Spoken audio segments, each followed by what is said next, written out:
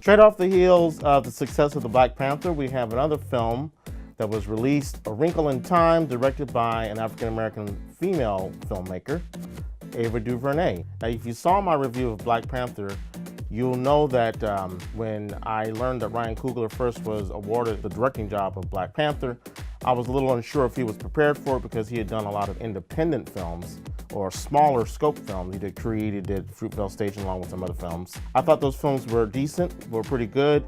I was concerned that he wasn't the right director for a big budget film. So looking at Ava DuVernay, it's kind of hard not to compare the two films, the two filmmakers. I know a lot of people online are saying that we shouldn't be comparing these two, and I see their point, but it's really hard not to make the comparison.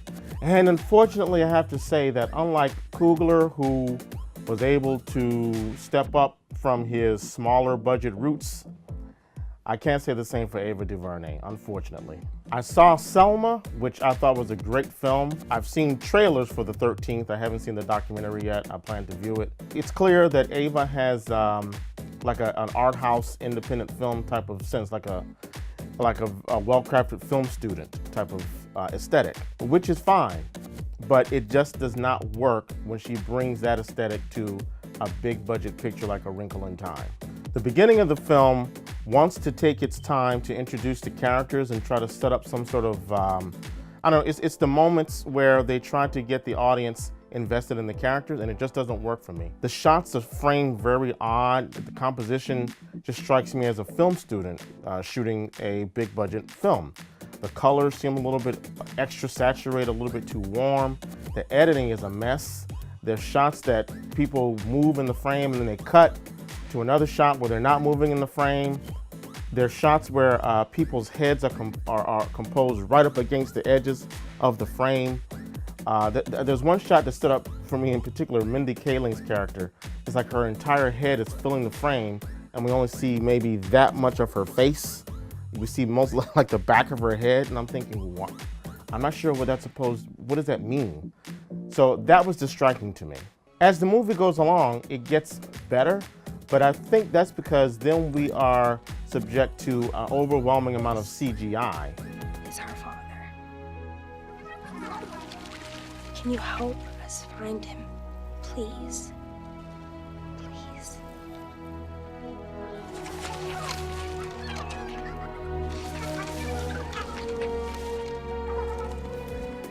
Characters at the beginning of the film just seem to pop up out of nowhere. There's a scene where they introduce Mindy Kaling's character. The little kid just runs into a house and she's just sitting there in her otherworldly costume, outfit. She's just sitting there and they don't explain, okay, how did the kid know she was there? They're just walking down the street and all of a sudden he says, well, let's go meet Mrs. Whatsit or whatever her name is. And he just runs into her house.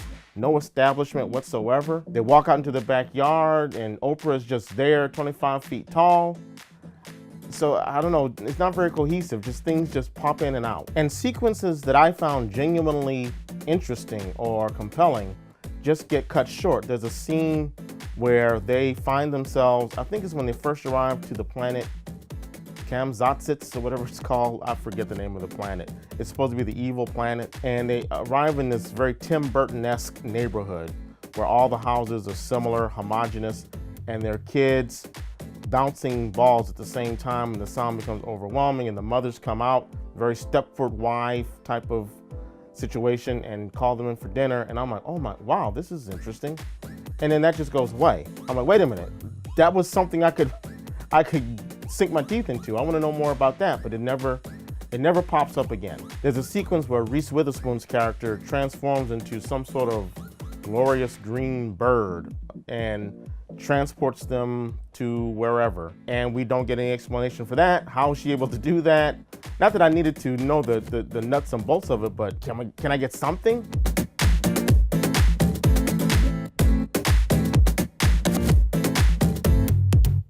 I can't deal with a movie where things just happen with no explanation. Then there's no suspense. There's nothing that puts the characters in jeopardy. So I'm not really concerned about any character's well-being.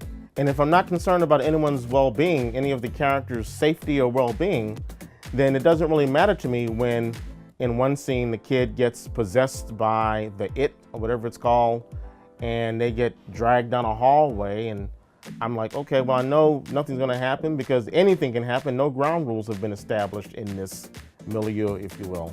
So there's no concern, there's no jeopardy. And this is pretty much how the film gets wrapped up. I mean, I'm not gonna give anything away, but suffice it to say that because there's really no suspense or no consequences, if you will, the film just ends. The conflict is just over. There's no real satisfaction that the heroes defeat the antagonist or the conflict or overcome the conflict. It just ends. And when your antagonist is revealed to be just a massive overload of CGI, I don't know, I have a hard time really getting excited or concerned about your main characters. I'm talking to you, Green Lantern with Ryan Reynolds and that space cloud. I'm talking to you, Fantastic Four, Rise of the Silver Surfer and Galactic Space Cloud. I'm talking to you, Planet Ego, in Guardians of the Galaxy Volume 2. The performances were a mixed bag in this film as well.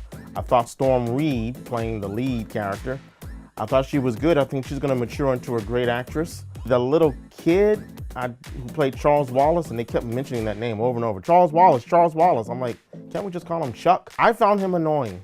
I found him very annoying. Just too saccharine. I couldn't take that kid seriously. I could barely understand half of his dialogue. I mean, just because a kid has a cute smile doesn't mean you should cast him as one of the leads in your film.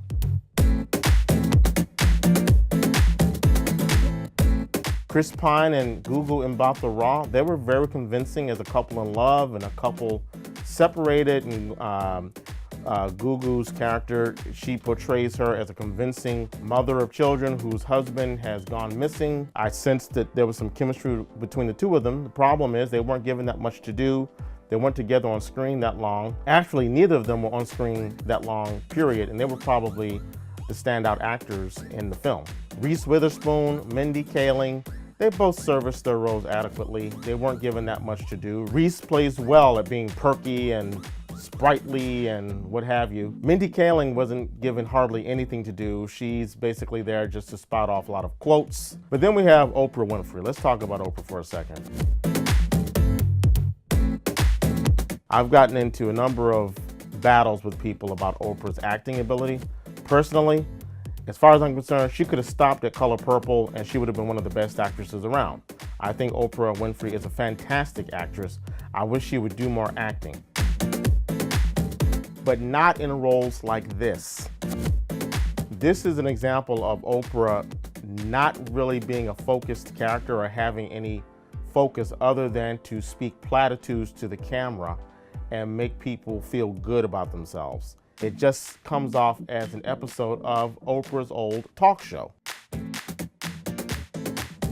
Which leads me to the male teenage character. I forget the character's name, don't know the actor's name, but that was basically the definition of pointless. This guy was just around to tell Storm's character, I like your hair. He says that at least twice in the film. He also says, he has a line where he says, do you realize how amazing you are? And I'm like, okay, teenage boys don't talk like that. I know I didn't talk like that when I was trying to get on with a girl. That's not how it goes. Which leads me to one of the main issues I have with the movie, other than the aesthetic and the technical part of it, which I had a problem with. But I have no problem with movies that contain a message. But you gotta really know how to modify or mitigate that message. You can't beat me over the head with it. I mean, it's no problem having an agenda, but this movie was so agenda laden, it takes me out of it. Don't preach to me, just tell me the story. If you're a good screenwriter, you can write that agenda into your story via metaphor or analogy. I wanna go back to the Black Panther for a second. They did that brilliantly in this movie. I never felt I was being preached to, for the most part. But all the subtext is there without beating me over the head with it. This movie desperately wants us to know that you, as a young person, you don't have to put up with bullying. You should be proud of how you look, no matter what your hair looks like. You don't have to straighten your hair. Don't be ashamed of your body type. There's a pivotal line in the third act of this film where the main character shouts out, I deserve to be loved. Well, yes, we all deserve to be loved, and it's a great message, but by this time, and it's a great line too, It's delivered at the right moment. But at this point in the film, after being beaten over the head, it's like, I'm rolling my eyes at that line at this point. I feel like just in the fact that Ava cast this film with such diverse ethnicities and in a multitude of roles, that in of itself says we should be able to accept each other, and we should be able to accept ourselves. I can understand you wanting to bring that message home, but next time, just use a quill. Don't use a hammer. Otherwise, it becomes a little bit leaden, and I start to roll my eyes, and the message starts to bounce off of me.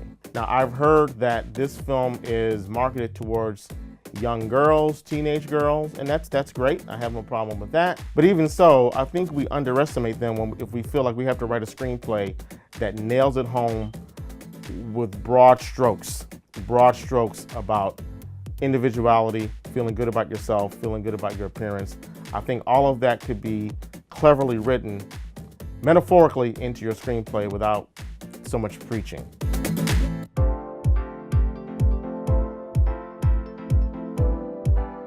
I can only give A Wrinkle in Time 2 out of 5 reels. But here's looking forward to Ava's next film, and that's The Martini.